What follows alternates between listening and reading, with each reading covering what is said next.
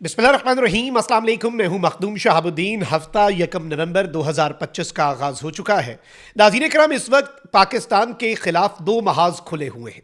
चाहे कोई conditional cease fire या टेम्परेरी सीज फायर हो, लेकिन एक चीज पाकिस्तान की इंटेलिजेंस एजेंसीज को वाज़े अंदाज में मालूम हो चुकी है और इसके हवाले से क्रेडिबल इंफॉर्मेशन है विद प्रूफ्स एंड एविडेंस कि पाकिस्तान के खिलाफ एक full fledge two front war जो है तालिबानी हुकूमत और भारत, इन्होंने प्लान कर ली हुई है। इस सब के अंदर चीन, ये वो फैक्टर है, चाइना का फैक्टर, जो कि जंग का नक्शा तब्दील कर देता है। मई 2025 का कॉन्फ्लिक्ट सबको याद है। अब चाइना ने तालिबानी हुकूमत और इंडिया पर एक स्ट्राइक की है। पाकिस्तान का रास्ता साफ हो गया है और बीजिंग से एक बहुत बड़ा ऐलान, एक इस तर्ज का ऐलान जो इस पूरे सिनेरियो को तब्दील कर देगा। और जंग का मंजरनामा जो है उसमें चाइना ने अपनी पोजीशन वाजे कर दी है और इंडिया को एक बहुत क्लियर कट मैसेज, या फिर इसे आप थ्रेट कह लें, धमकी कह लें, और इंडिया के साथ साथ इंडिया की प्रॉक्सी बनी हुई तालिबानी हुकूमत, तालिबानी रिजीम, उनके लिए भी चाइना की तरफ से एक क्लियर कट मैसेज है। और ये याद रखिएगा कि अब तो डोनाल्ड ट्रंप भी एतराफ कर चुका है। जो डोनाल्ड ट्रंप ने शी जिनपिंग से मुलाकात करनी, उसे उसने G2 समिट कह दिया है कि वर्ल्ड की जो ग्रेटेस्ट 2 कंट्रीज हैं। यानी ये चीज अब ट्रंप भी मानना शुरू हो चुका है कि भाई China is a big power, और चाइना भी इस दुनिया को मल्टीपोलर ही बनाना चाह रहा था कि दुनिया जो है उसके अंदर ताकत के एक कोई बड़ा पोल ना हो, और वो चाइना कर चुका है। तो इसलिए चाइना की इंपॉर्टेंस जो है वो बहुत ज्यादा बढ़ चुकी है। तो अब चाइना की तरफ से ये स्टेटमेंट अहम है, इसे डिस्कस कर लेते हैं। अगर अभी तक आपने इस वीडियो को लाइक नहीं किया तो लाइक जरूर कर दें। कमेंट सेक्शन में पाकिस्तान जिंदाबाद का नारा जरूर लिखें, और जिन लोगों ने चैनल को सब्सक्राइब नहीं किया उनसे मेरी ये दरखास्त है कि चैनल को भी लाजमी सब्सक्राइब कर लें। अब सबसे पहले तो आप जरा चाइना के जो डायनामिक्स हैं उन्हें समझें। देखें, चाइना के अंदर जो मीडिया है, जब उस मीडिया पर कोई बात की जाती है तो उसे डायरेक्टली या इनडायरेक्टली चाइना की गवर्नमेंट, कम्युनिस्ट पार्टी और सदर शी जिनपिंग जो है उनके साथ ही एट्रीब्यूट किया जाता है। In a very similar manner China के जो एक्सपर्ट्स इंटरनेशनल मीडिया पर आते हैं, जो चाइना के एक्सपर्ट्स इंटरनेशनल डिफेंस फोरम्स में जाते हैं, वो भी चाइना का ही मौक़िफ़ देते हैं, क्योंकि चाइना के ज़मीनी हक़ाइक़ कुछ इसी तर्ज पर है। अब इनमें एक बहुत ही मोतबर नाम है और वो नाम है विक्टर गाओ का। विक्टर गाओ जो है, नाज़रीन कराम, ये एक इंतहाई आम तरीन चाइना की शख्सियत है और इनकी बात जो होती है वो बहुत माने रखती है। अब ये एक इंडियंस के साथ इंट्रैक्शन कर रहे हैं और एक बहुत बड़ा समिट है जिसमें तकरीबन एक 7 साढ़े 7 मिनट का क्लिप है। इस क्लिप के अंदर इन्हें कहा गया कि भाई चाइना का तो कोई दोस्त है ही नहीं, चाइना के क्लाइंट्स होते हैं।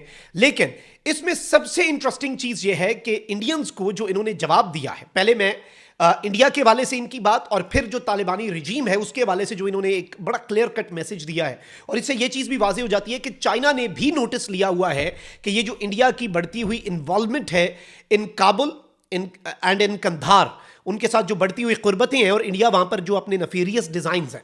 सबसे आम चीज़ ये है कि इनसे जब कहा गया कि भाई चाइना को तो कोई दोस्त मुल्क है ही नहीं, दुनिया में एक भी मुल्क ऐसा नहीं है जिसे चाइना दोस्त मुल्क है, सारे क्लाइंट्स हैं चाइना के और चाइना के अपने मसाइल हैं, चाइना के दीगर मामलात हैं। इस पर इन्होंने कहा कि भाई हो सकता है चाइना का कोई दोस्त ना हो, लेकिन इन्होंने जो इंडिया की क्लास ली है ना, कहते हैं ठीक है, मान लेता हूं कि भाई चाइना का कोई दोस्त नहीं होगा, लेकिन at least China's friends don't vanish the moment missiles start flying. कम से कम ये है कि भाई चाइना के दोस्त जो हैं वो छुप नहीं जाते, डर नहीं जाते, सरेंडर नहीं कर देते जब मिसाइल चलना शुरू होते हैं। फिर उन्होंने कहा कि in May India launched operation Sindoor to prove its strength. मई में इंडिया ने सिंदूर लॉन्च किया। फिर ये कहते हैं कि in return Pakistan proved who had better friends. इसके बदले में पाकिस्तान ने यह वाजे कर दिया कि भाई किस मुल्क के दोस्त बेहतर हैं। रफेल्स गिरे, स्कैल्प सिस्टम फेल हुआ, और फिर इन्होंने कहा कि भाई जो चीज इंडिया के जहाजों से और इंडिया के मिसाइलों से ऊपर उड़ी, वो इंडिया क्या डिनायल है कि भाई हम ये जंग के अंदर हमें कोई नुकसान नहीं हुआ। फिर कहते हैं कि भाई अहम तरीन चीज ये है नाज़रीन कराम कि ट्रंप के हवाले से इन्होंने कहा, चाइना के ये जो एनालिस्ट हैं विक्टर गाओ कहते हैं भाई ट्रंप कहता है कि उसने इंडिया को तड़ी लगाई और कहा कि मैं टैरिफ लगा दूंगा, जंग रोको। फिर इन्होंने कहा कि आपके जो दोस्त या एलाइज हैं, what ever you call them, चलो चाइना का तो कोई दोस्त मुल्क नहीं होगा, इंडिया के होंगे, उन्होंने इंटरवीन नहीं किया, उन्होंने सिर्फ तालियां बजाई, और ये इंडिया की स्ट्रेटेजिक पार्टनरशिप का हाल है। फिर ये कहते हैं कि जी द ट्रूथ इज सिंपल, सच जो है वो बड़ा वाजे है कि भाई इंडिया कहता है हमारे दोस्त है, चाइना का कोई दोस्त नहीं है। कहते हैं चाइना के क्लाइंट हैं, लेकिन क्लाइंट्स के पास एयर सुपीरियॉरिटी है। इंडिया के दोस्त हैं, लेकिन उन दोस्तों के हाथों में पॉपकॉर्न है, वो इंडिया को जलता हुआ देख रहे हैं। फिर कहते हैं कि जी कोई भी इंडिया के लिए या न्यू दिल्ली के लिए सामने नहीं आया, और इंडिया के वेस्टर्न पार्टनर्स को भी पता था कि यहां पे कितना रिस्क है। लेकिन जब बात पाकिस्तान की आई, Pakistan had better friends. China खुल के आ गया, टर्की खुल के आ गया, बेरख्तार आकिंची ड्रोन्स, हर चीज हमारे आगे भाई। उन्होंने कहा everything is at your disposal, जो मर्जी करना है करो। और सबसे अहम तरीन चीज नाज़रीन इकराम, इन्होंने कहा कि इस सारी सूरत हाल में इनकी, तुम लोगों की तो हालत ही कोई नहीं है। क्वाड के अंदर तुम डिस्पोजेबल मोहरे हो, तुम्हें उठा के क्वाड में वो फेंक देंगे। ब्रिक्स के अंदर तुम्हें जासूस समझा जाता है, ना तुम इधर के हो ना तुम उधर के हो, तुम हर जगह पे फिक्स होने की कोशिश कर रहे थे। और फिर तुम लोग ये कहते हो कि जी चाइना के कोई दोस्त नहीं है। इन्होंने अच्छी खासी क्लास ली। फिर इन्होंने कहा कि भाई चाइना जो है ना, वो इंडिया को, इवन चाइना और रशिया दोनों, ये याद रखिएगा, इंडिया को लगता था कि रशिया उसका बहुत अच्छा दोस्त है। सोवियत एरा में पाकिस्तान की पॉलिसी, फिर इंडिया सोवियत के करीब हो गया, बहुत सी चीजें हुई। तो उस दौर से रशिया और इंडिया की बड़ी अच्छी कोऑपरेशन और कोलैबोरेशन थी। अब इंटरेस्टिंगली पाकिस्तान ने किया क्या, पाकिस्तान के जो दोस्त मुल्क हैं वो पाकिस्तान के साथ खड़े हैं। पाकिस्तान ने इंडिया के दोस्त मुल्क जिन पे इंडिया तकिया किए हुए था, उनको न्यूट्रल कर दिया।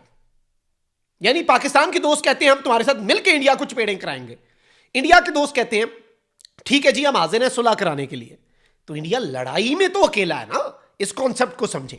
अब इन्होंने जो तालिबानी रिजीम जो है उसके ऊपर जो स्ट्राइक किया है, कहते हैं कि भाई रशिया और चाइना कभी भी इंडिया को, जिस तरह से इंडिया अफगानिस्तान में एंटर होना चाहता है, और इंडिया की शायद ये कोशिश है कि इंडिया बगराम, क्योंकि इंडियन मीडिया ने ये अब प्रोपेगेंडा स्टार्ट कर दिया है कि हम बगराम एयरबेस भी ले लेंगे और बगराम से इंडिया ऑपरेट किया करेगा, पाकिस्तान को इधर से भी खतरा होगा।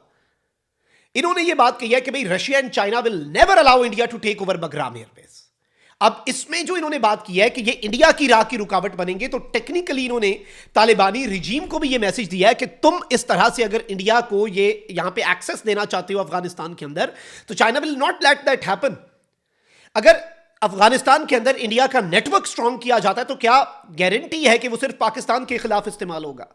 बीएलए किस चीज को टारगेट करती है, बीएलए सीपेक को टारगेट करती है, चाइनीज इंजीनियर्स को टारगेट करती है। बीएलए चाइना पे भी हमला है, सीपेक पे भी हमला है।